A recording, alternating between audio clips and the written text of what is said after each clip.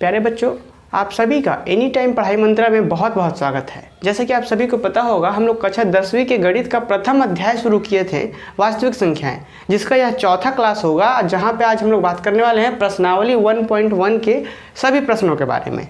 हम आज का क्लास शुरू करें इससे पहले मैं आप लोगों को बता दूं कि इससे पहले हमने 2-3 क्लास लिया हुआ है, जहां पे हमने डिस्कस किया था कि यूक्लिड विभाजन प्रमेयिका क्या है, यूक्लिड विभाजन प्रमेयिका का प्रयोग करके किस तरीके से दो संख्याओं का एचसीएफ ज्ञात किया जाता था।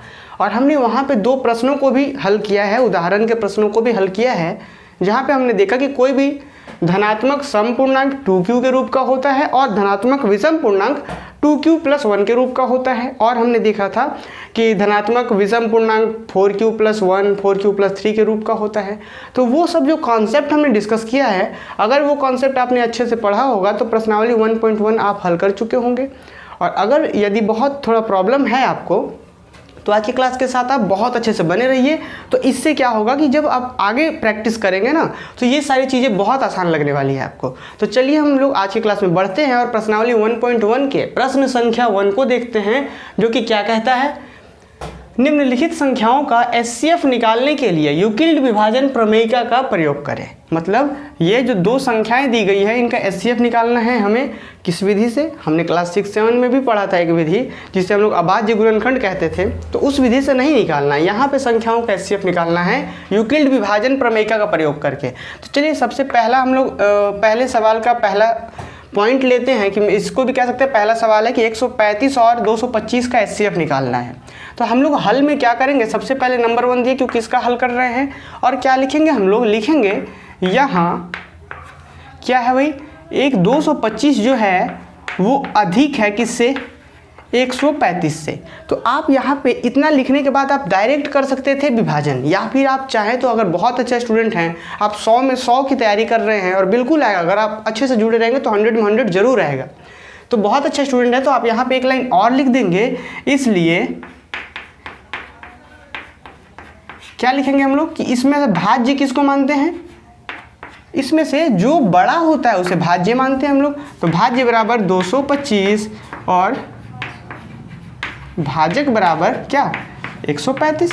इसके बाद हम लोग कॉपी में दाएं साइड में भाग की प्रक्रिया करते हैं और बाएं साइड में यूक्लिड विभाजन प्रमेयिका को लिखते हैं। तो कैसे करेंगे, देखिए 225 135 से भाग लगाएंगे, एक बार में लगेगा 135।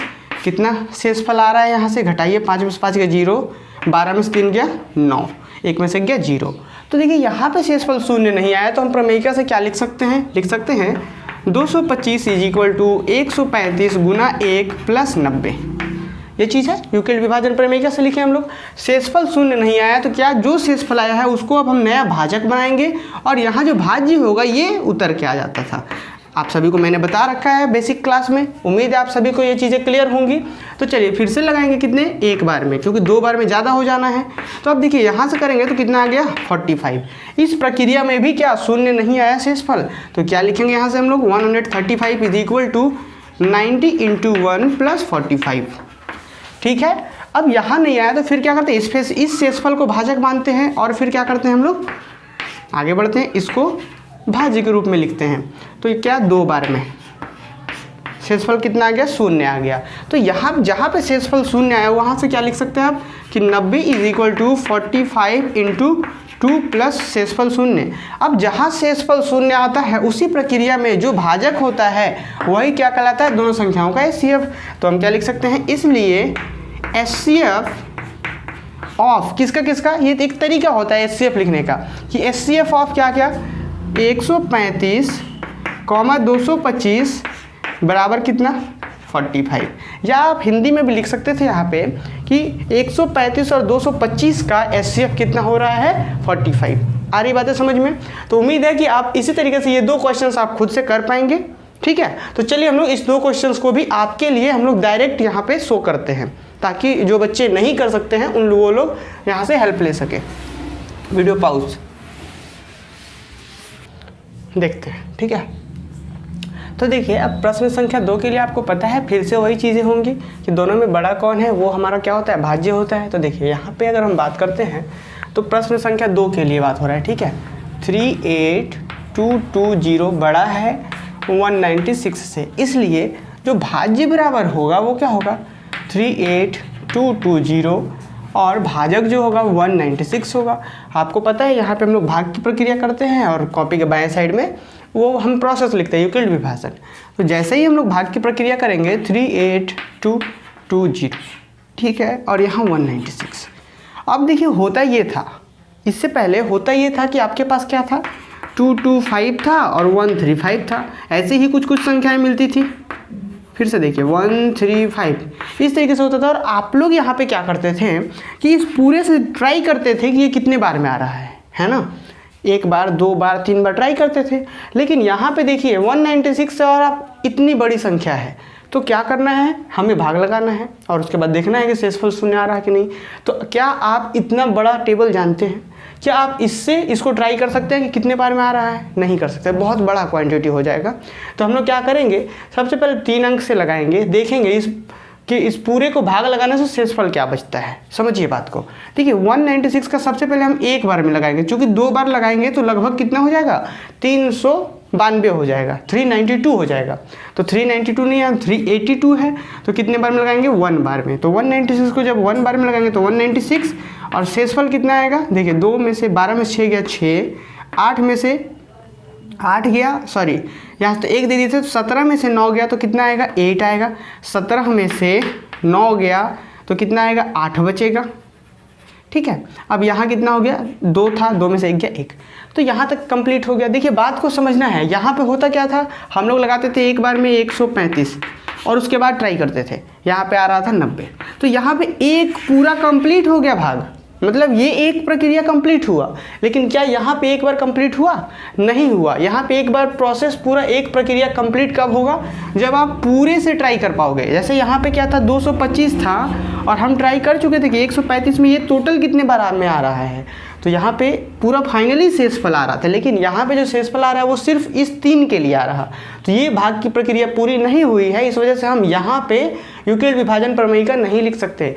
यूक्लिड विभाजन प्रमेयिका हम कब लिखेंगे, जब पूरे के लिए एक भाग की प्रक्रिया हो जाए, जैसा कि यहाँ पे होता था। पूरा जितनी संख्या है सारे के लिए कंप्लीट है, लेकिन यहाँ पे अभी तक हम लोग सिर्फ 3 के लिए किए हैं।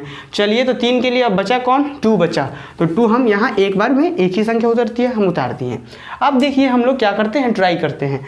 आपको पता है कि 196 है, अगर हम इसको 10 से गुना कर दे तो कितना हो जाएगा, एक 0 आ जाएगा। चूँकि पता है आपको किसी भी संख्या को अगर हम 10 से गुना करते हैं तो क्या होता है, 0 को हटाइए, 1 से गुना कीजिए 196 और 0 हटाएं तो वो दे दीजिए। मतलब 10 से गुना करने से क्या होता है, एक 0 आ जाता है, तो 1960 हो जाएगा। अगर 10 बार में हम पढ़ते हैं इसका पहाड़ा तो 1960 हो जाएगा। लेकिन यहाँ कितना 1862, इसका मतलब 9 बार पढ़ना होगा। तो 9 बार पढ़ते हैं। चलिए 9 बार कैसे पढ़ेंगे, देखिए 6 9 54 है ना, 6 9 54 के 4, हाथ में कितना 5, 9 9 81 और 5 कितना 86, 81 और 5 86 के 6, हाथ में कितना 8, फिर 9 एकम 9 और 8 कितना 15, 9 एकम 9 और 8 कितना 9 और 8 शायद 16 होता है, सॉरी 16 होता है, 9 और 8 ओ आई एम सो सॉरी 17 होता है यार, कितना छोटा सा है। समझ में आ रहा है?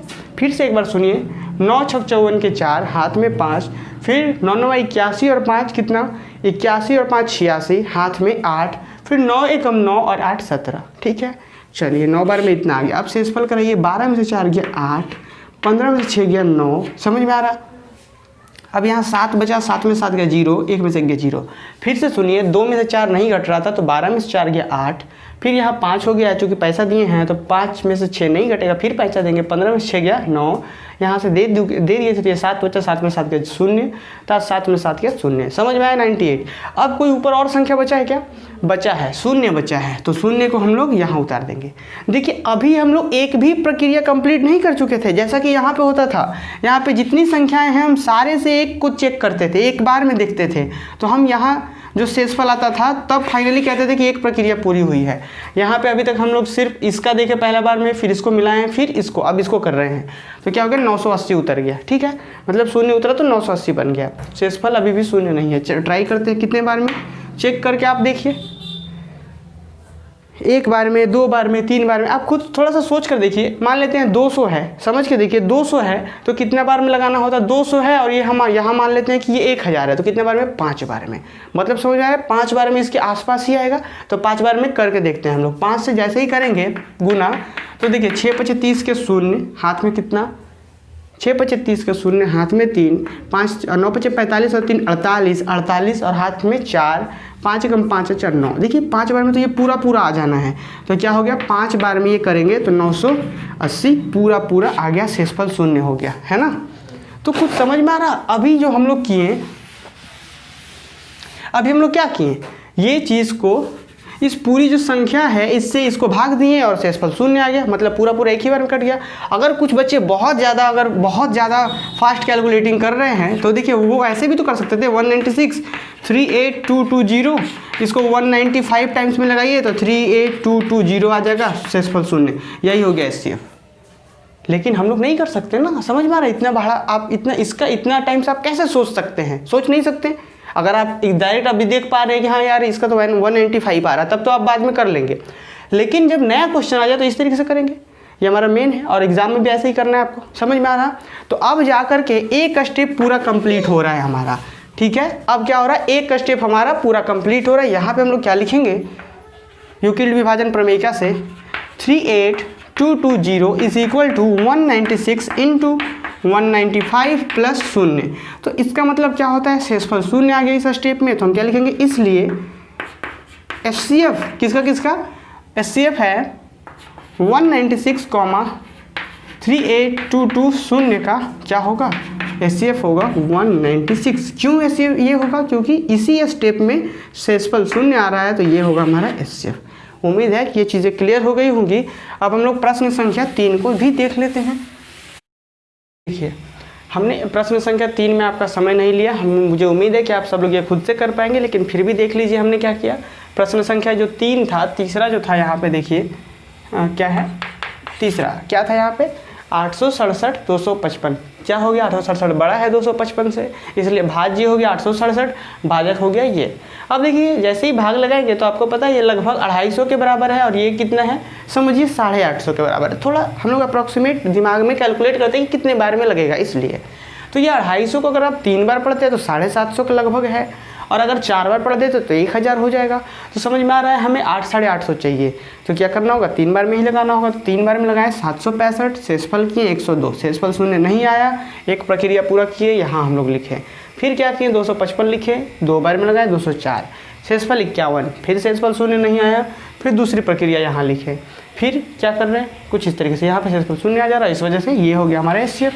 पर थोड़ा सा आपको ये ध्यान देना है यहाँ पे कि कुछ टीचर्स क्या करते हैं कि सिर्फ ये चीज़ करवाते हैं और ऐसा कह देते हैं बच्चों के लिए कि आप डायरेक्ट यहाँ से एचसीएफ लिख दीजिए, ठीक है। अगर आपका 100 में 100 मार्क्स आ रहा है और आपने सिर्फ इतना किया है तो ये आपका 100 में 100 नहीं करने देगा, क्योंकि समझ में आ रहा है प्रोसेस हमारा ये कहता है कि आपको ये चीज़ें करनी ही हैं साथ में, ठीक है।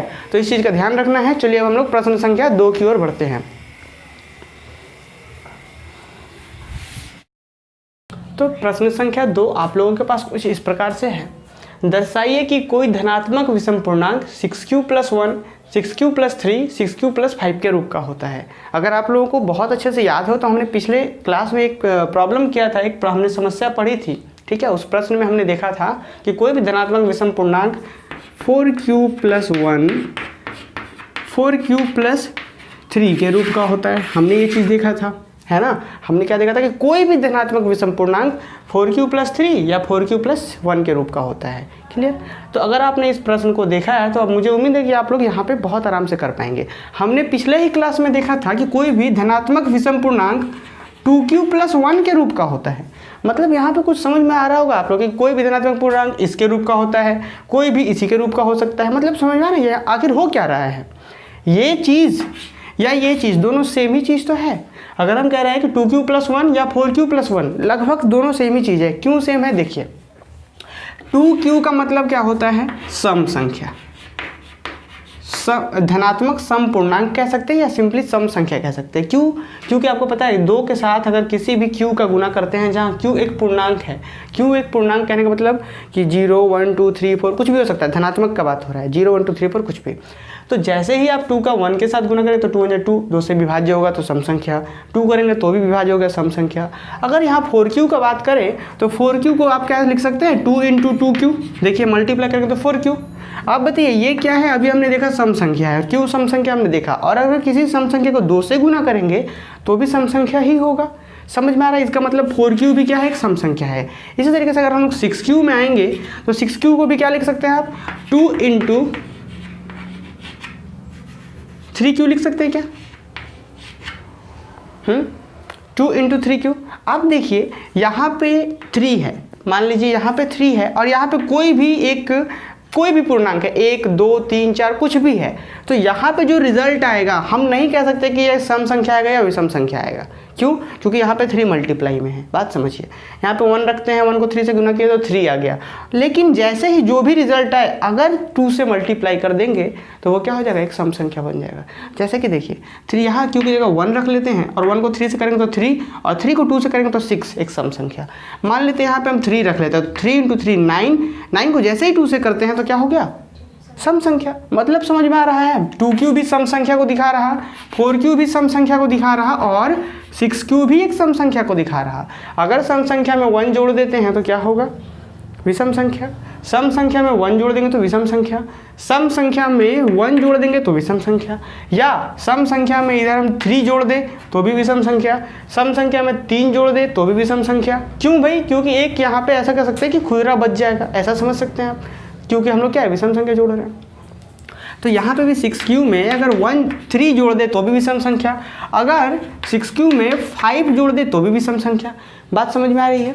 तो यहाँ पे हम लोग क्या यूज़ करेंगे, जो हमने पिछले क्लास में कॉन्सेप्ट सीखा था उसी चीज़ का हम लोग यहाँ पे प्रयोग करेंगे, लेकिन उससे पहले आपको वो क्लास देखा होना चाहिए, ठीक है। तो हम लोग आप सभी बच्चों को पता होगा कि हम लोग क्या यहाँ पे यूक्लिड विभाजन प्रमेय का प्रयोग करेंगे, जिसमें आपको पता है कि यूक्लिड विभाजन प्रमेय क्या कहता है कि यदि कभी भी कोई भी 2 धनात्मक पूर्णांक a और b दिए रहें, ठीक है, अगर हम a को b से विभाजित करते हैं तो कोई भागफल आएगा और कुछ शेषफल आएगा। बात को समझिए, a और b कोई धनात्मक पूर्णांक दिए रहेंगे तो क्या होता है, b से भाग करेंगे a को तो कोई शेष भागफल आएगा और कुछ शेषफल आएगा। कुछ इस प्रकार से आता है कि हम लोग लिख पाते थे a = bq + r लिख पाते थे, जहाँ पे r जो होता था वो 0 भी हो सकता है या 0 से बड़ा, मतलब r > 0। इसको हम लोग पढ़ते हैं r > > 0, ठीक है ना। r 0 से बड़ा भी हो सकता है और इक्वल भी हो सकता है। और छोटा किससे होता था, जिससे भाग दे रहे हैं। हमने इस चीज़ को बहुत अच्छे से डिस्कस किया है पिछले क्लास में, हमने बेसिक क्लास में बहुत अच्छे से डिस्कस किया है, फिर भी हम इस चीज़ को थोड़ा सा रिकॉल कर रहे हैं आप लोगों के लिए। अब देखिए यहाँ पे हम लोग करेंगे क्या, अगर मान लिया जाए इस b के जगह पे, चूंकि दोनों धनात्मक पूर्णांक है ना, ये भी धनात्मक पूर्णांक, ये भी धनात्मक पूर्णांक, अगर हम b की जगह पे 6 ले लें, ठीक है, अगर हम b की जगह पे 6 ले लें तो क्या होगा, देखिए तो यहाँ पे क्या हो जाएगा, 6 हो जाएगा, क्योंकि b भी धनात्मक था, धनात्मक की जगह हम एक धनात्मक मान ही ले लिए, 6 ले लिए। तो जैसे ही करेंगे तो अब देखिए तो b की जगह क्या हो जाएगा, 6 हो जाएगा। क्लियर? और अब आप सभी को पता है कि जो r होता था, मतलब जो शेषफल होता था वो क्या होता था, अगर 6 से विभाजित करते हैं तो क्या क्या हो सकता है, 0 1 2 3 4 या 5, यही संभावनाएं हैं। और ये क्यों होती हैं हमने बताया है आपको कि अगर 6 से भाग करेंगे तो 0 1 2 3 4 5, अगर 5 से भाग करेंगे तो 0 1 2 3 4। क्लियर? तो ये चीज़ें मैंने बता रखा है। तो अब देखिए हम यही चीज़ का प्रयोग करेंगे, इस थ्योरम्स को कैसे हम लोग इस प्रॉब्लम को हल करेंगे और ये चीज़ आप देखेंगे। अगर एक बच्चों को हम यहाँ पे एक बात और बताएं कि अगर यही चीज़ कुछ इस प्रकार से रहता कि दर्शाइए कि कोई भी धनात्मक विषम पूर्णांक 8q + 1, 8q + 3, 8q + 5 और 8q + 7 के रूप का होता है। ऐसा भी क्वेश्चन हो सकता है, बिल्कुल हो सकता है। तो आप सभी को पता होना चाहिए कि इस केस में हम क्या करते हैं, किससे विभाजित करते हैं। जैसे एक 4q + 1 और 4q + 3 वाला हमने प्रश्न किया था, तो वहाँ हम लोग 4 से डिवाइड कर रहे थे। इस प्रश्न में 6 से b की जगह पे 6 लेंगे। इस प्रश्न अगर ऐसा प्रश्न आता तो क्या लेते, b की जगह पे 8 लेते, है ना। तो उम्मीद है कि आपको ये सारी चीज़ें दिमाग में समझ में आ गई होंगी कि हम लोग किस प्रकार से करेंगे क्वेश्चंस को। तो चलिए इसका हम लोग अब हल देखते हैं। q एक पूर्णांक है,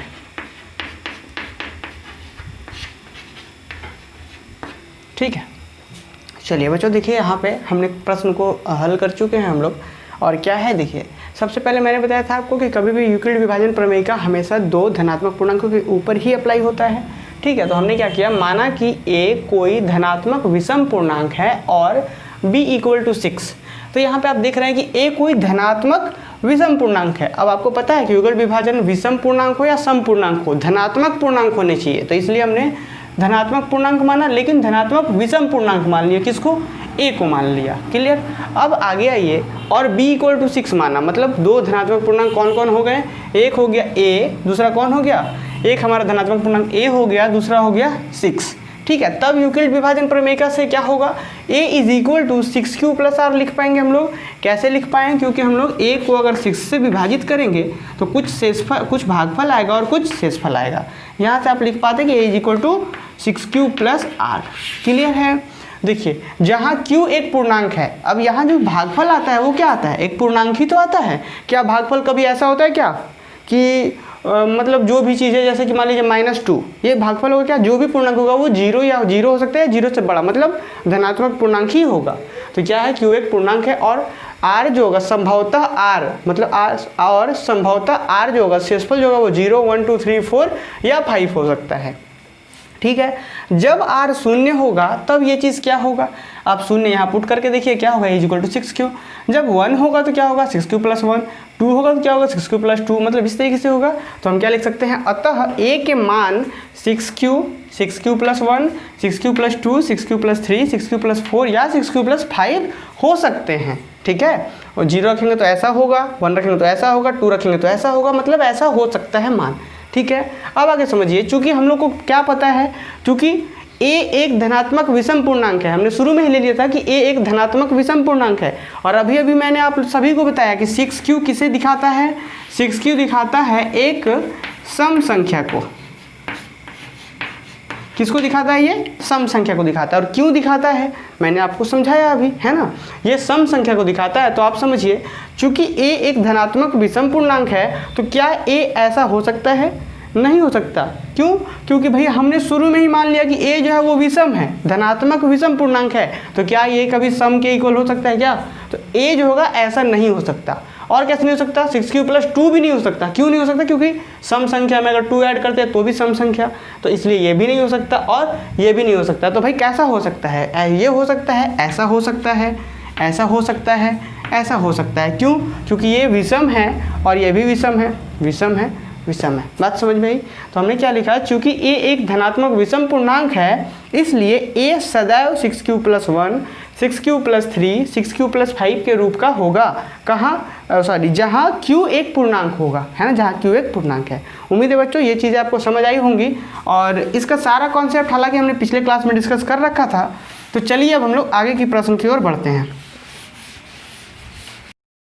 प्रश्न संख्या 3 कुछ इस प्रकार है, सॉरी प्रश्न संख्या 3 होगा यहाँ पे, है ना। तो किसी परेड में 616 सदस्यों वाली एक सेना की टुकड़ी को 32 सदस्यों वाली एक आर्मी बैंड के पीछे मार्च करना है। 2 समूहों को समान संख्या वाले स्तंभों में मार्च करना है। उन स्तंभों की अधिकतम संख्या क्या है जिसमें वे मार्च कर सकते हैं। मतलब यहाँ पे अधिकतम संख्याएं की बात हो रही है, तो आप सिंपली कह सकते हैं कि दोनों संख्याओं का एचसीएफ निकालना है। लेकिन एचसीएफ क्यों निकालना है, इस चीज़ को हम लोग थोड़ा सा देखेंगे, क्योंकि ऐसा अक्सर होता है अगर सिर्फ एनसीईआरटी के क्वेश्चंस बना रहे हैं तब तो वहाँ 1-2 क्वेश्चन ही मिलेंगे कि आपको 2 संख्याएँ दी गई, अधिकतम का बात हो रहा है, एचसीएफ निकालना है। लेकिन बच्चों एचसीएफ निकालेंगे क्यों हम यहाँ पे, है ना। थोड़ा सा एचसीएफ का कॉन्सेप्ट हम लोग जान लेते हैं कि एचसीएफ होता क्या है, उसके बाद हम लोग अच्छे से समझेंगे। देखिए, जैसे कि मान लिया जाए कहीं पर लिखा हुआ है 12 और लिखा हुआ है 8, ठीक है, समझिए बात को, कहीं पे लिखा हुआ है 12 और कहीं पे लिखा हुआ है 8 और अब बोल दिया जाए इन दोनों संख्याओं का एचसीएफ याद कीजिए। तो एचसीएफ का मतलब क्या होता है, हमने इससे पहले भी पढ़ रखा था, 6th-7th क्लास में पढ़ा है कि एचसीएफ को हम लोग अभाज्य गुणनखंड विधि द्वारा निकालते हैं, फिर गुणनखंड विधि द्वारा निकालते हैं। तो अगर अभाज्य गुणनखंड वाला बात करें या गुणनखंड विधि से चलिए हम लोग बात करते हैं। आपको पता है कि एचसीएफ का मतलब होता है हाईएस्ट कॉमन फैक्टर। इसका मतलब होता है कि जो सबसे अधिकतम उभयनिष्ठ गुणनखंड है ना, इसको अगर हम लोग समझें, हाईएस्ट कॉमन फैक्टर का मतलब, हाईएस्ट मतलब सबसे बड़ा, कॉमन का मतलब उभयनिष्ठ होना चाहिए, मतलब कॉमन होना चाहिए, और फैक्टर मीन्स क्या, गुणनखंड होना चाहिए। तो देखिए अगर हम 12 का गुणनखंड का बात करें, ठीक है, तो क्या क्या हो सकता है 12 का गुणनखंड, 1 हो सकता है, 2 हो सकता है, और क्या हो सकता है, 3 हो सकता है, 4 हो सकता है, 6 हो सकता है और 12। और कोई गुणनखंड आएगा क्या इसका, और कोई गुणनखंड नहीं आने वाला, बस इतना ही गुणनखंड होंगे इसके। ठीक है, अब 8 का गुणनखंड बात करें तो 1 होगा, 2 होगा और 4 होगा और 8 होगा। और कोई गुणनखंड क्या है? नहीं है। अगर HCF निकाला जाए इन दोनों संख्याओं का तो HCF का मतलब क्या होता था? Highest common factor. तो इसके फैक्टर निकले इतने, मतलब गुणनखंड 12 के ये हो गए, 8 के गुणनखंड ये हो गए। अगर हाईएस्ट बात किया जाए, हाईएस्ट का मतलब क्या? जो कॉमन होना चाहिए वही वाला, जैसे कि 2 भी तो यहाँ पे गुणनखंड कॉमन है, 2 भी उभयनिष्ठ है और 4 भी उभयनिष्ठ है। तो ये बताता है कि वह अधिकतम संख्या 4 है जो दोनों संख्याओं का गुणनखंड में उभयनिष्ठ है। तो इसलिए इन दोनों संख्याओं का HCF का बात करेंगे तो कितना हो जाएगा? 4 हो जाएगा, क्योंकि 4 ही सबसे बड़ा गुणनखंड है जो दोनों में उपस्थित है। तो वही चीज़ अब यहाँ पे हम लोग इसी कॉन्सेप्ट को यूज़ करेंगे। तो क्या बोला जा रहा है कि किसी परेड में 616 सदस्य वाली एक सेना की टुकड़ी को, ये 16 सदस्य वाली एक सेना की टुकड़ी है, इस टुकड़ी को क्या करना है? 32 सदस्यों वाली सेना के आर्मी बैंड के पीछे मार्च करना है। मतलब ये इसमें के जितने भी सदस्य हैं ना, उसे इस 32 सेना के मतलब बैंड बाजा वाले जो नहीं होते, सेना की टुकड़ियों के साथ आगे आगे चलते हैं, तो वही बोला जा रहा है कि 32 सदस्यों वाली एक आर्मी बैंड के पीछे पीछे मार्च करना है। ठीक है, और किस प्रकार से? 2 समूहों को समान संख्या वाले स्तंभों, स्तंभ का मतलब होता है ग्रुप, है ना, स्तंभों का मतलब होता है ग्रुप, ग्रुप का मतलब होता है समूहों में, 2 समान संख्या वाले समूहों में मार्च करना है। उन स्तंभों की अधिकतम संख्या क्या होगी जिसमें वे मार्च कर सकते हैं? मतलब यहाँ बात हो रहा है कि जैसे ये बात कुछ ऐसा है कि अगर यहाँ से मान लिया जाए आप 2 ले लेते हैं कि इसका 2 बैंड वाला ले ले, तो इसके पीछे इसका 2 देंगे, एक स्तंभ बना, एक ग्रुप बन गया। कुछ समझ में आ रहा है बात? कि यहाँ से 2 मेंबर दिए बैंड वाला, तो इसके पीछे समान संख्या वाले 2 समूह, समान संख्या वाले 2 समूह, किसका? ये समूह किसका है? ये समूह है बैंड वाले का, और ये समूह किसका है? टुकड़ियों से, टुकड़ियों में इसकी आर्मी की टुकड़ी वाले से। ठीक है, तो क्या बोला जा रहा था? 2 समान स्तंभ वाले, मतलब दोनों ग्रुप समान है, दोनों समूह समान है। यहाँ 2 फिर इसके बाद क्या होगा? फिर दूसरा 2 देंगे तो उसके नीचे 2, फिर दूसरा 2 तो उसके नीचे 2। तो समझ में आ रहा है आप? तो आप बोलेंगे सर कि 2 ही क्यों देंगे, 3 भी तो दे सकते थे। मतलब हमें ऐसा देना है कि कहीं पे भी खुदरा ना बचे, मतलब क्या हो? वो उभयनिष्ठ होना चाहिए, है ना। तो आप 4 ट्राई कर सकते थे, 4 देंगे तो यह पूरा खत्म हो जाएगा, लेकिन अधिकतम चाहिए हमें। क्या समझ में आ रहा है? तो हमें यहाँ क्या निकालना होगा? HCF निकालना होगा। उम्मीद है आपको समझ में आया होगा कि यहाँ पे हो क्या रहा है। क्लियर है? आगे बढ़े हम लोग। चलिए, तो हम लोग सिंपली यहाँ हमें क्या निकालना होगा? HCF निकालना होगा दोनों संख्याओं का। और क्यों HCF निकालना होगा, उम्मीद है आप लोगों को समझ आया होगा। तो जैसे ही अब हम लोग हल करेंगे तो हम क्या लिखेंगे? यहाँ पे लिखेंगे यहाँ हमें 616 और 32 का HCF ज्ञात करना है, ये जरूर लिखेंगे। ठीक है, अब क्या लिखेंगे हम लोग? यहाँ क्या लिखेंगे? भाज्य बराबर कौन होगा? 616। क्यों होगा 616? क्योंकि 616 बड़ा है, तथा भाजक बराबर होगा 32। अब जैसे ही हम इस चीज़ का भाग लगाएंगे, हम यूक्लिड विभाजन प्रमेय का ही प्रयोग करेंगे। 616 होना चाहिए और 32 से हम लोग भाग लगा रहे हैं, कितने बार में लगेगा?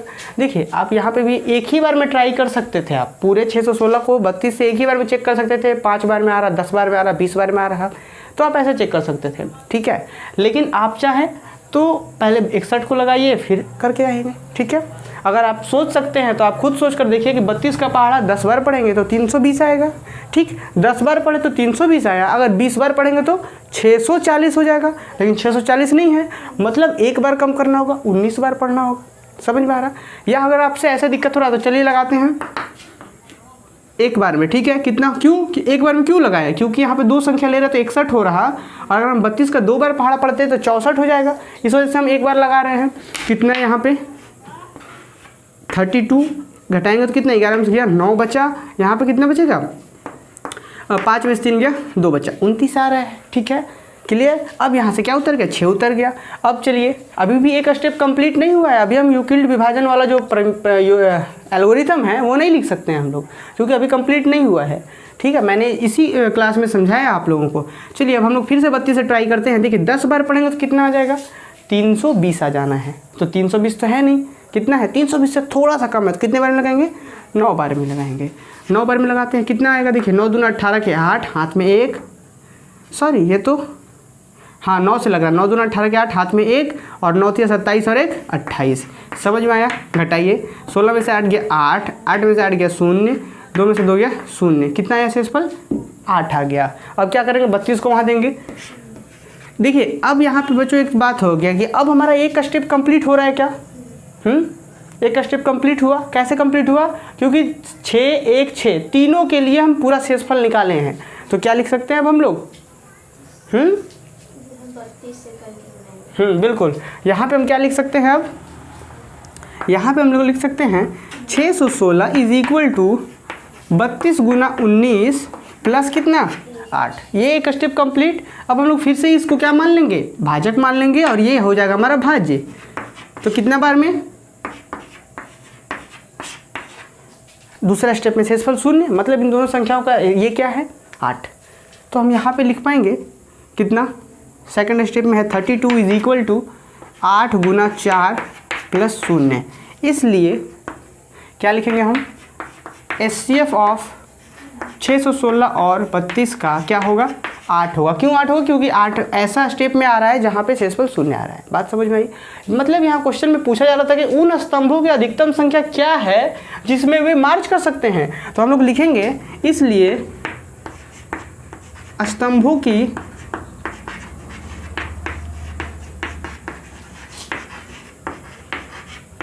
अधिकतम संख्या 8 होगी। समझ में आया? क्लियर है बात? अगले क्वेश्चन की ओर बढ़ें। चलिए अब हम लोग अगला क्वेश्चन देखते हैं। तो प्रश्न संख्या 4 कुछ इस प्रकार से है, यूक्लिड विभाजन का प्रयोग करके दर्शाइए कि किसी धनात्मक पूर्णांक का वर्ग किसी पूर्णांक m के लिए 3m प्लस 1 के रूप का होता है। मतलब 3m या 3m प्लस 1 के रूप का होता है।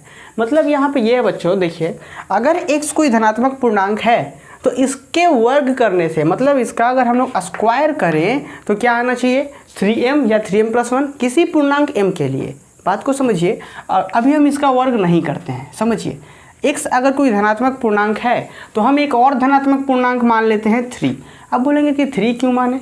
क्योंकि यहाँ पे 3m और 3m का बात हो रहा है, 3m और 3m प्लस 1 का बात हो रहा है। हम यहाँ पे 2 भी ले सकते थे, 4 भी ले सकते थे, सारी चीज़ें ले सकते थे। अभी देखिए कैसे होगा।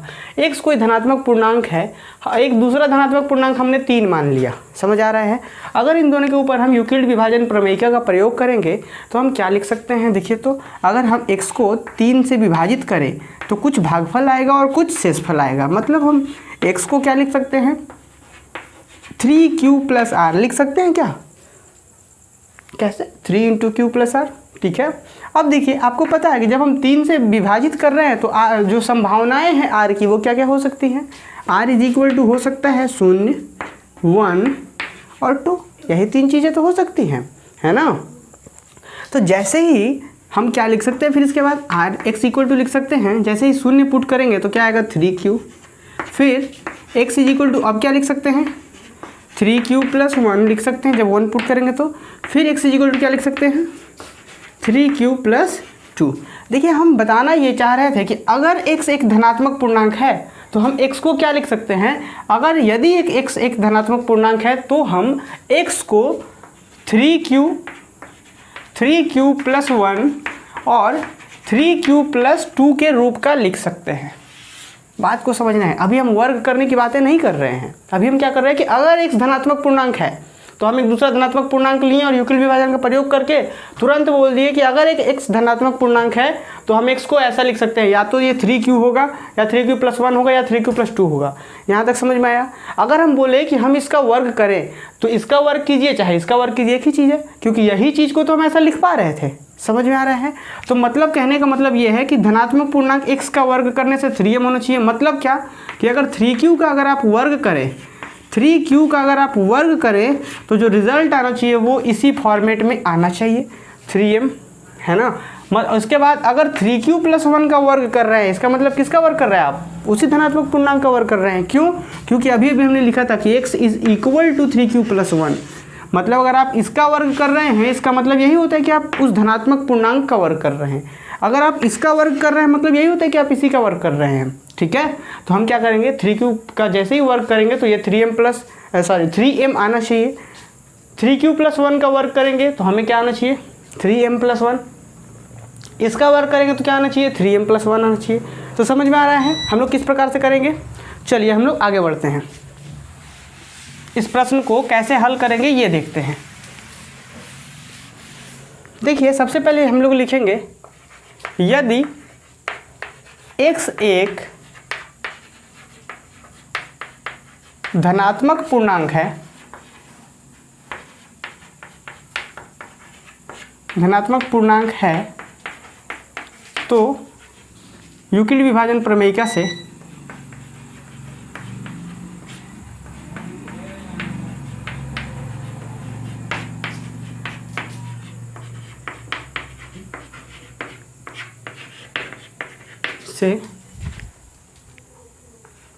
x 3q+1 या 3q+2 के रूप का होगा।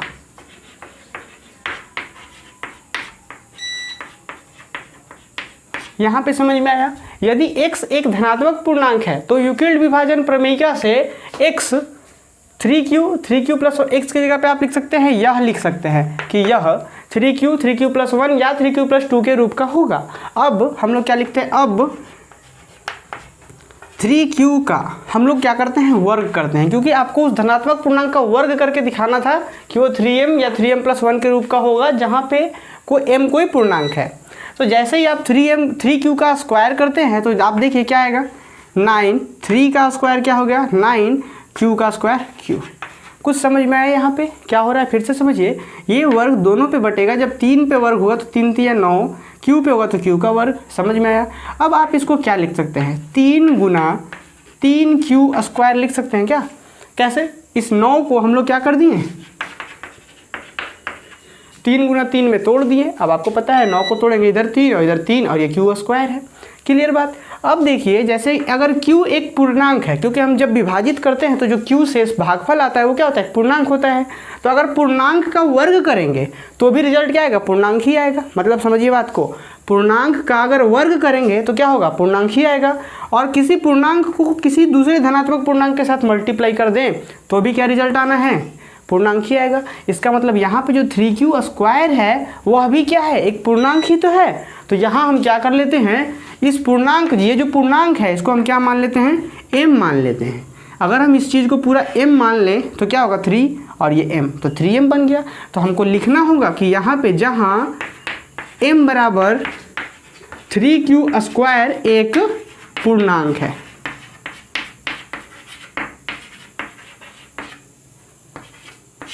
अब बच्चों के मन में यहाँ पे एक सवाल हो सकता है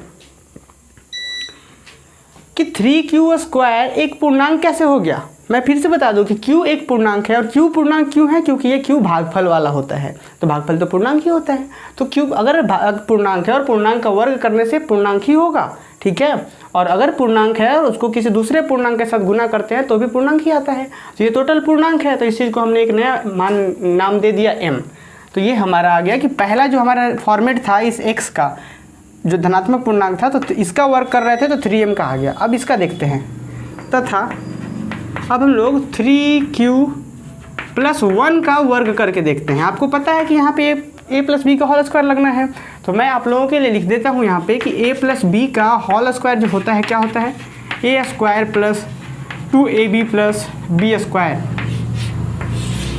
ये आप लोगों को लिखना नहीं है, ठीक है। मैंने आपको बता दिया। तो देखिए यहाँ पे a की जगह पे कौन है 3q, b की जगह पे कौन है 1। तो यहाँ पे क्या होगा 3q का square plus 2ab, 2 into a की जगह पे कितना है 3q इंटू b की जगह पे कितना है 1 प्लस b का स्क्वायर मतलब 1 का स्क्वायर।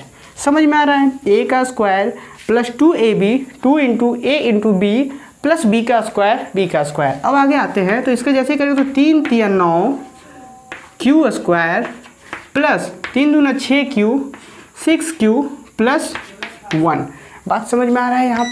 यहाँ पे क्या हो रहा है। अब बच्चों यहाँ पे समझिए, यहाँ से और यहाँ से कुछ कॉमन आ रहा है क्या, बिल्कुल कॉमन आ रहा है। हम क्या कर ले इस 9 को लिख सकते हैं क्या 3 गुना 3, यहाँ 3 गुना 2 लिख सकते हैं। मतलब 3 यहाँ भी है और 3 यहाँ भी है। अगर हम 3 बाहर लेंगे तो यहाँ क्या बचेगा 3q²। यहाँ से अगर 3 बाहर लेंगे तो क्या बचेगा 2q और बाकी इसको हम बाहर नहीं लेते हैं, बाकी ये 1। समझिए बात को, यहाँ पे क्या किए, 9q² था, यहाँ 6q था, यहाँ से 3 कॉमन किए तो 3q² बचा और यहाँ पे क्या बचा 2q बचा। अब देखिए ये क्या है, एक पूर्णांक है, q एक पूर्णांक है, पूर्णांक को 2 से गुना करेंगे पूर्णांक बनेगा, ये टोटल पूर्णांक बना। ये q पूर्णांक था, पूर्णांक का स्क्वायर करेंगे तो पूर्णांक बनेगा और गुना भी पूर्णांक से करेंगे तो ये भी पूर्णांक, मतलब ये भी पूर्णांक। और दो पूर्णांक को जब हम लोग जोड़ते हैं तो जो रिजल्ट आता है वो भी पूर्णांक, मतलब ये टोटल तो एक पूर्णांक ही है। हम क्या कर देते हैं, इसको m मान देते हैं, तो ये क्या हो जाएगा, ये 3m हो जाएगा और ये हो जाएगा +1। यहाँ पे आपको लिखना होगा, जहाँ m = क्या है, 3q² + 2q, एक पूर्णांक है, एक पूर्णांक है, ठीक है। तो ये चीज़ था कि जब इसका भी वर्क कर रहे हैं तो भी एक 3m+1 के रूप का होता है। अब चलिए इसका वर्क करके देखते हैं, ठीक है। लिखेंगे तथा, अब तथा के बाद लिखेंगे नीचे, डायरेक्ट लिखिए, क्या लिखेंगे, 3q + 2 का जब वर्क करेंगे हम लोग तो क्या आएगा, देखिए a², डायरेक्ट हम रिजल्ट लिखे, डायरेक्ट लिखते हैं 9q² + 12q + 4, हम डायरेक्ट कर दिए। देखिए a का स्क्वायर किए तो ये आ गया, b का 2ab किए तो ये आ गया, b का स्क्वायर किए तो ये आ गया। अब देखिए यहाँ से कॉमन क्या होगा, ठीक है। अगर हम कॉमन इसको क्या कर दें, एक चीज़ और करते हैं हम लोग, 9q² + 12q, ये देखिए 4 है, 4 को हम लोग क्या ऐसा लिख सकते हैं, 4 को हम लोग लिख सकते हैं 3 + 1 लिख सकते हैं। अच्छा बच्चों, ये चीज़ें समझ आई कि इसको एक्सपेंड करें, समझ आ गया होगा। देखिए 4 को हम लोग लिख सकते हैं क्या, 3 + 1, बिल्कुल लिख सकते हैं। हमने क्यों लिखा अभी आपको समझ आएगा। हम देखिए अब यहाँ से तीनों से एक चीज़ कॉमन करेंगे, वो है 3, क्योंकि हमें 3m+1 का बनाना है तो हम 3 को बाहर कर सकते हैं। देखिए कैसे बाहर होगा, यहाँ पे जब 3 बाहर होगा फर्स्ट वाले से तो क्या बचेगा, यहाँ 3q² बचेगा। देखिए 3 × 9 मल्टीप्लाई करेंगे तो वही आ जाना। यहाँ से करेंगे तो 4 × 3 = 12, तो यहाँ से 3 निकलेगा तो बाहर बचेगा कौन, 4 बचेगा, 4q। अब यहाँ कौन बचेगा, 3 ही है, 3 बाहर चला गया तो 1 बचा और इधर +1 है। अब देखिए ये भी एक पूर्णांक है, यह भी एक पूर्णांक है और यह भी पूर्णांक है, तो तीनों पूर्णांक को जब हम लोग जोड़ेंगे तो पूर्णांक ही आएगा। मतलब इसको भी आप लिख सकते हैं 3m, जहाँ पे ये टोटल m है, प्लस ये 1, जहाँ m बराबर, ब्रैकेट करके लिखते हैं, जहाँ m बराबर 3q² + 4q + 1 एक पूर्णांक है। आ रही बात समझ में, क्लियर हो रहा है। तो हम लोग ये चीज़ें दिखा पाए कि अगर x कोई धनात्मक पूर्णांक है तो x को ऐसा लिख सकते हैं, और अगर इसका हम लोग वर्ग करें, इसका वर्ग करें मतलब इसका या इसका, इन तीनों का वर्ग करें तो जो भी रिजल्ट आएगा 3m या 3m+1 के रूप का ही होगा। तो उम्मीद है बच्चों ये चीज़ें क्लियर हो रही होंगी। एक लास्ट में हम लोग एक लाइन जरूर लिखेंगे, क्या लिखेंगे, इसलिए या अतः, यहाँ पे लिख दीजिए, अतः किसी धनात्मक पूर्णांक का वर्ग किसी पूर्णांक m के लिए 3m या 3m+1 के रूप का होता है, या नहीं 3m 3m+1 के रूप का होता है। क्या लिखना है यहाँ पे, अतः के बाद यहाँ से शुरू करेंगे, अतः के बाद लिखेंगे किसी धनात्मक पूर्णांक के लिए, यहाँ तक किसी धनात्मक पूर्णांक का वर्ग किसी पूर्णांक m के लिए 3m 3m+1 के रूप का होता है। उम्मीद है बच्चों कि ये चीज़ें आपको क्लियर हो गई होंगी। अब हम लोग अगले प्रश्न की ओर बढ़ें। चलिए अगला प्रश्न हम लोग देखते हैं। प्रश्नावली का अंतिम प्रश्न ये है हमारे सामने, यूक्लिड विभाजन प्रमेयिका का प्रयोग करके, ठीक है ना, प्रयोग करके दर्शाइए कि किसी धनात्मक पूर्णांक का घन, किसी धनात्मक पूर्णांक का घन 9q 9q+1 या 9q+8 के रूप का होता है, जहाँ q एक पूर्णांक है। क्वेश्चन को कंप्लीट कर देते हैं हम लोग, जहाँ q एक पूर्णांक है।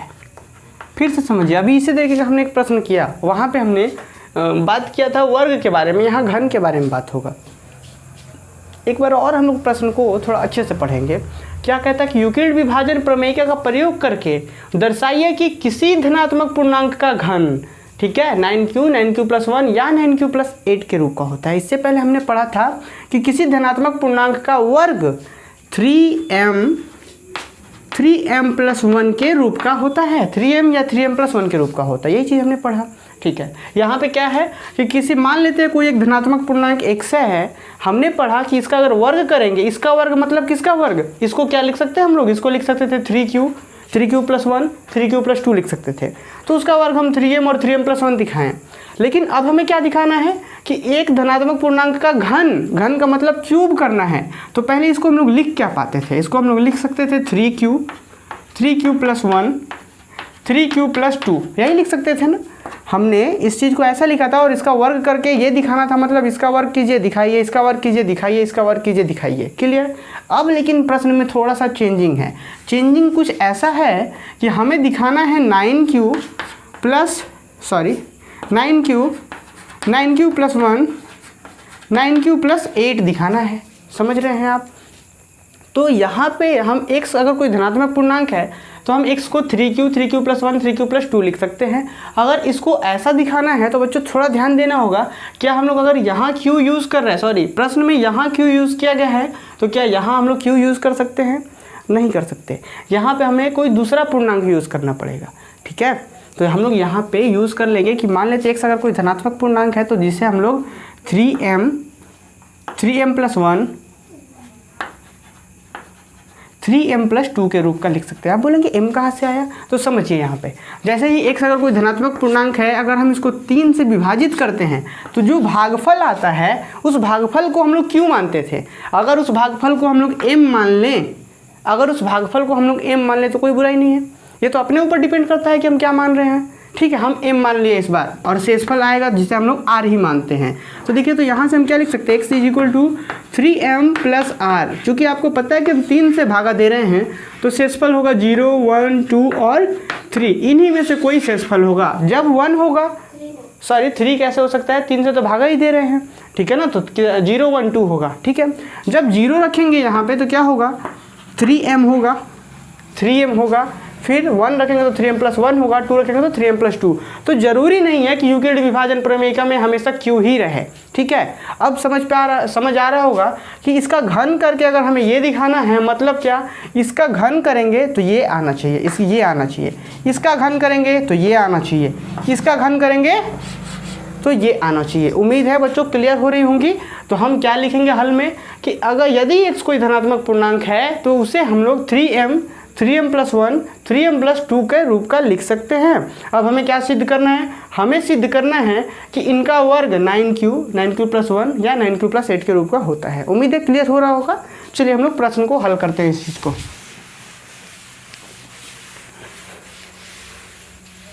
देखिए, हल लिखेंगे हम लोग, बहुत आराम से करना है क्लास को। ठीक है, क्या लिखेंगे हम लोग यहाँ, यदि x कोई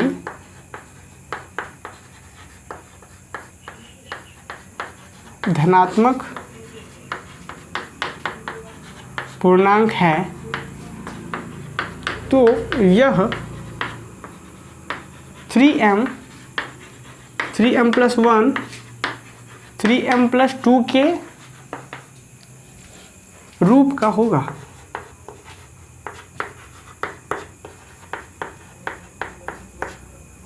ठीक है,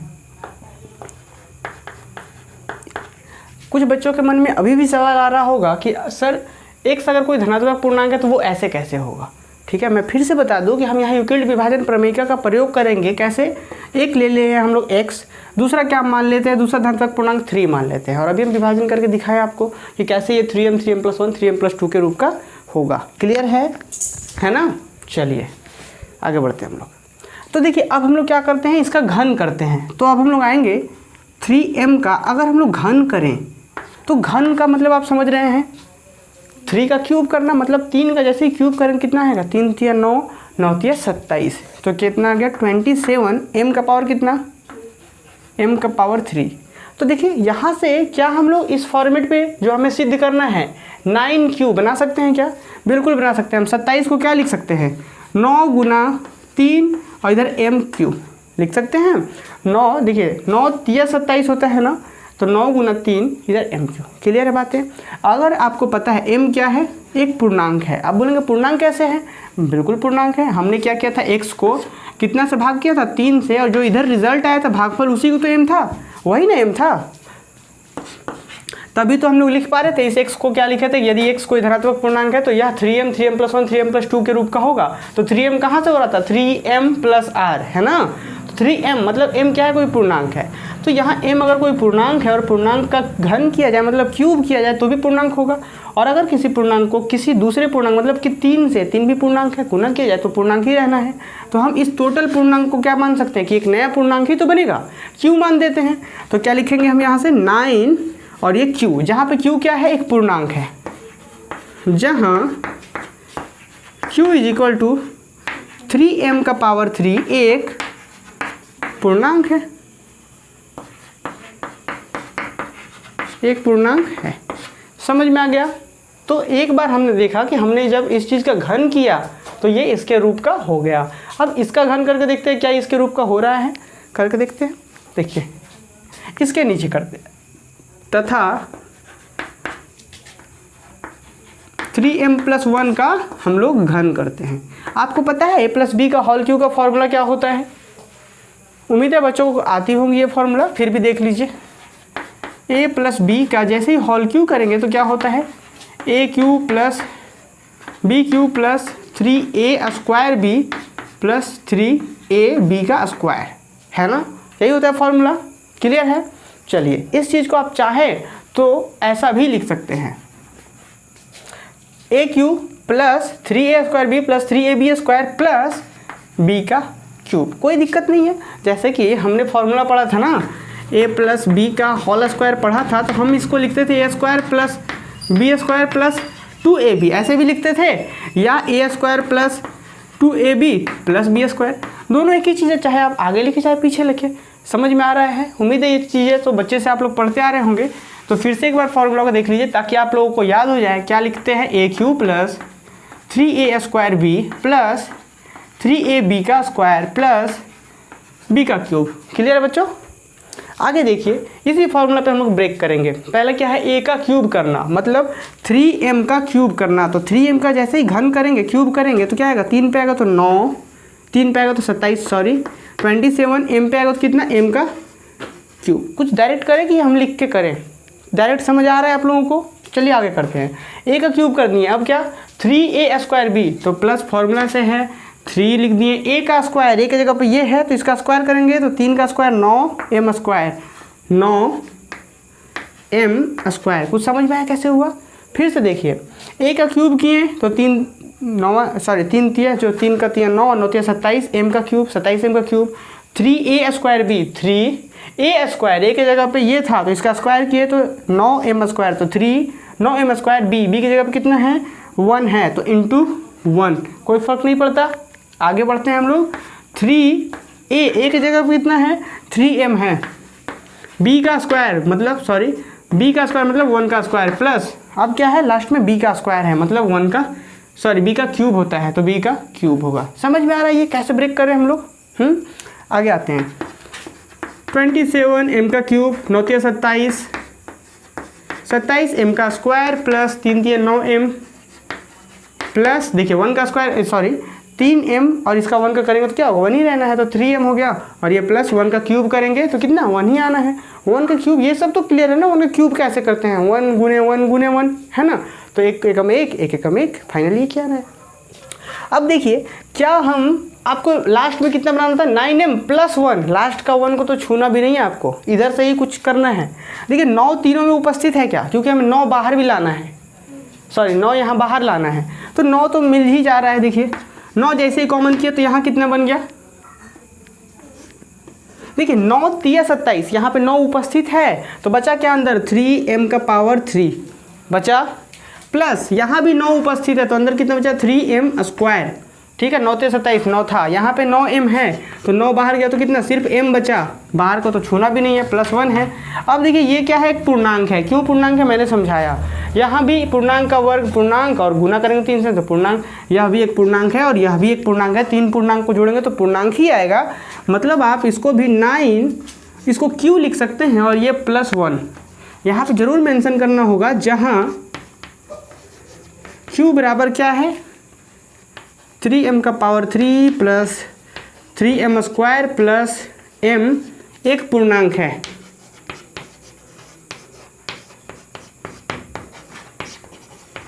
मतलब समझ में आया बच्चों? देखिए तो 9³ + 1 कैसे हमने इस चीज़ का वर्ग किया, इस चीज़ का वर्ग किया और हमने ये चीज़ दिखाया। अब क्या करेंगे, इस चीज़ का वर्ग करके दिखा देंगे, ऐसा होगा। चलिए अब हम लोग अंतिम को हल करते हैं, इस प्रश्न का अंतिम भाग को। अंतिम क्या है, फॉर्मूला को रहने देते हैं, हम लोग लिखते हैं क्या, फिर से एक बार चाहे डायरेक्ट लिखिए, तथा क्या था 3m + 2, यही ना। अब इसका वर्ग करना है, वर्ग नहीं घन करना है, क्यूब करना है। तो क्या होगा, देखिए पहले डायरेक्ट करें हम 27m³ प्लस 3a² भी 3 इंटू a², एक स्क्वायर की जगह पे 3 का square 9, m² plus into b की जगह पे 2 है। कुछ समझ में आ रहा है? 3a² भी क्लियर हो रहा है ये। आगे बढ़ते हैं, 3 फार्मूला से a की जगह पे कितना है 3m, b का स्क्वायर 2 का स्क्वायर कितना हो गया 4 हो गया, क्योंकि b की जगह पे 2 है, प्लस b का क्यूब मतलब 2 का क्यूब मतलब 2 × 2 = 4, 2 × 8। समझ में आ रहा है ये। आगे बढ़ते हैं, हमें देखिए हमें करना क्या है, हमें लास्ट में कितना बनाना था 8 ही तो बनाना है, मतलब 8 को तो छूना भी नहीं है, मतलब इधर से ही कुछ करना होगा, 9 कॉमन करना होगा। तो 9 दिख ही रहा है हमको, लेकिन अभी थोड़ा सा और अरेंज कर ले। 27m³ प्लस 9 × 27, ठीक है 27, यहाँ पे भी 2 है, देखिए ध्यान से, है ना। तो हम क्या करते हैं, इस 9 को यहीं रहने देते हैं और 3 दूना कर देते हैं 6m²। क्यों? ताकि आप लोगों को कॉमन लेने में आसान हो। अब नहीं तो 9 6 कर लेंगे हम, 6 9 54 हो जाएगा, ठीक है। तो यहाँ पे 3 × 9m, सॉरी 3 × 9 और 9 × 36, है ना, प्लस 8। कुछ क्लियर हो रहा है? आप चाहें तो यहाँ पे भी क्या कर सकते थे, 9 × 4m, कैसे 3 × 9 9 और गुना 4m। हम 9 इसलिए अलग रख रहे थे कि 9 को अभी बाहर लेना है हमें, ठीक है। यहाँ पे भी 9 कर सकते थे आप, 9 × 3m³, 9 × 27। समझ में आ रहा है? 9 जैसे ही कॉमन करेंगे, यहाँ क्या बचा 3m³, यहाँ क्या बचा 9 तो बाहर चला गया, 6m², यहाँ क्या बचा 4m, उसको तो छूना भी नहीं है बाहर ही। अब देखिए ये क्या है, पूर्णांक है। कैसे पूर्णांक है, ये भी पूर्णांक, ये भी पूर्णांक, ये भी पूर्णांक। क्या लिखेंगे 9³ + 8, जहाँ q बराबर क्या है 3m³ plus 6m² plus 4m, एक पूर्णांक है,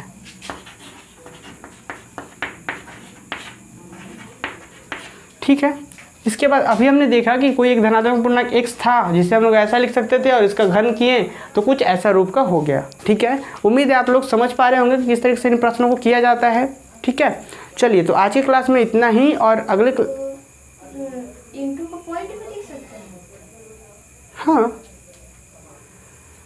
बिल्कुल, हाँ देखिए जैसे यहाँ पे क्या था ना कि 3m² इस तरीके से था, तो थोड़ा सा बच्चों का डाउट आ गया कि यहाँ पे हम इंटू को पॉइंट कैसे लिख दिए। तो ऐसा होता है अक्सर कि हम जहाँ पे इंटू 3a² मतलब किसी भी दो संख्या के बीच अगर गुना का साइन है, जैसे कि x को y से गुना करना है, तो आप उसके बीच में ये साइन दे सकते हैं, या फिर सिंपली ये भी तो दे सकते हैं। गुना के लिए ऐसा प्रयोग होता है, क्लियर। तो चलिए उम्मीद है बच्चों को ये सारी चीज़ें समझ आई होंगी। जैसे यहाँ पे हमने लिखा 9 पॉइंट ये, तो इसका मतलब क्या है, गुना ही तो है, गुना ही तो है। समझ में आ रहा है ना। चलिए तो उम्मीद है बच्चों को समझ आया होगा, और इसी प्रकार से आगे भी हमारे साथ जुड़े रहिए और अपने सेमेस्टर अपने पूरे क्लास कक्षा 10वीं के पूरे गणित